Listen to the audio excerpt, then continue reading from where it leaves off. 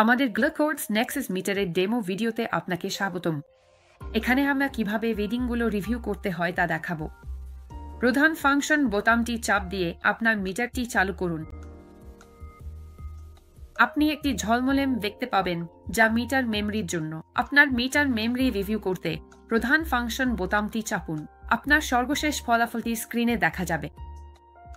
আপনি প্রধান ফাংশন বোতামটি বারবার চাপলে আপনার সব রেকর্ডকৃত ফলাফল স্ক্রল করে দেখতে পারবেন। এখানে লক্ষ্য করুন, প্রতিটি ফলাফলের নিচে সময় ও তারিখ লেবেল করা থাকে।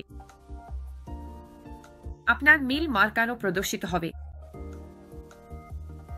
মিটার 1000টি রিডিং রাখতে পারে। পূর্ণ হলে রোলিং মেমরি চালু হবে, সবচেয়ে পুরনো ফলাফল মুছে যাবে। আপনার মিটার বন্ধ করতে মাঝের প্রধান ফাংশন বোতামটি চেপে ধরে রাখুন। গড় রিভিউ করতে প্রধান ফাংশন বোতাম চেপে ধরুন যতক্ষণ না নিচের ডান কোণে অ্যাভারেজ ফ্ল্যাশ করে, তারপর বোতাম ছেড়ে দিন। প্রথমে আপনার 7 দিনের গড় দেখানো হবে। এরপর আপনি প্রধান ফাংশন বোতাম চাপলে গড়ের পরবর্তী ধাপে যেতে পারবেন। এই ফাংশনটি আপনার 7, 14, 21, 28, 60 এবং 90 দিনের গড় দেখাবে। এখানে লক্ষ্য করুন, প্রথমে আপনাকে সাধারণ গড় দেখানো হবে, তারপর খাবারের আগে এবং পরে খাবারের পরে গড় দেখানো হবে।